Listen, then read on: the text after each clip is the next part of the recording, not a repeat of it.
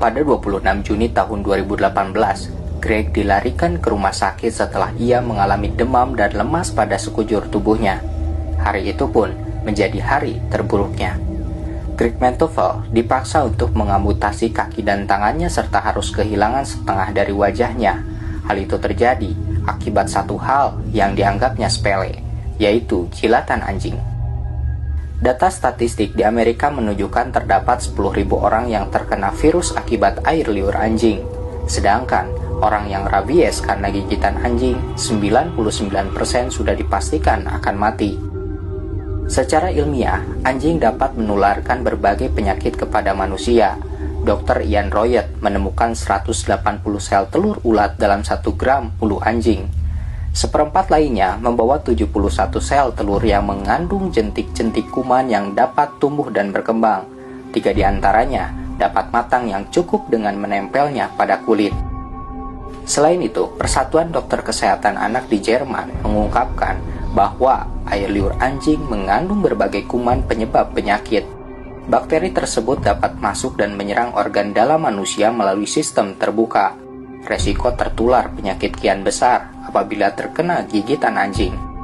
Ternyata hal itu sudah diberitahukan pada kita sejak 1500 tahun yang lalu. Melalui hadis Rasulullah dari Abu Hurairah, Rasulullah Shallallahu Alaihi Wasallam bersabda, sucinya wadah seseorang saat dijilat anjing adalah dengan membasuhnya 7 kali dan yang pertama menggunakan tanah. Dari hadis tersebut mendorong seorang ilmuwan Amerika yang bernama Dr. Robert Sam untuk melakukan penelitian terkait air liur anjing. Dr. Sam memutuskan untuk pindah ke Mesir.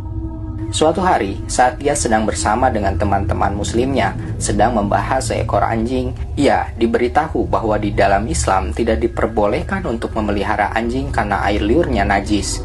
Teman-temannya pun memperlihatkan sebuah hadis bahwa Nabi Muhammad berkata, jika terkena jilatan atau air liur anjing, maka segera bersihkan 7 kali dengan air dan yang pertama dengan tanah. Setelah mengetahui hadis tersebut, Dr. Sam sejenak terdiam lalu dalam pikirannya bertanya-tanya, jika ada alat atau benda yang terkena jilatan anjing, mengapa harus mencucinya 7 kali dan diawali dengan tanah? Bukankah mencuci dengan air saja sudah cukup? Lalu, mengapa Muhammad memerintahkan membasuhnya dengan tanah? Karena rasa penasarannya tersebut, akhirnya ia pun mulai melakukan penelitian. Awal mulanya, ia mempersiapkan sebuah wadah yang sudah terkena air liur anjing. Kemudian ia mencucinya dengan air dan sabun. Setelah ia melihat hasilnya, ternyata mencuci dengan air dan sabun masih meninggalkan jutaan bakteri. Tidak menunggu lama, ia kemudian mengikuti metode yang telah diajarkan Nabi Muhammad. Dan benar saja, setelah wadah tersebut dicuci oleh air 7 kali, diawali dengan tanah, hasilnya benar-benar mengejutkan. Tidak ada sedikit pun bakteri yang tersisa. Pertanyaan baru muncul dalam benaknya, jika pada abad ke-19 baru ditemukan bakteri oleh ilmuwan Prancis Louis Pasteur, lalu mengapa Muhammad dapat mengetahuinya lebih dulu sebelum ilmuwan modern menemukannya? Selain itu, lalu bagaimana tanah dapat menghilangkan bakteri? Menurut ilmu kedokteran modern, tanah diketahui mengandung 2 materi yang dapat membunuh kuman-kuman, yaitu tetraselin dan tetarolit.